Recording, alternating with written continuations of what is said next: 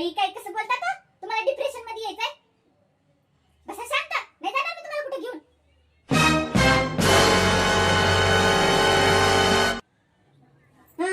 लय भाव खायला लागलीस.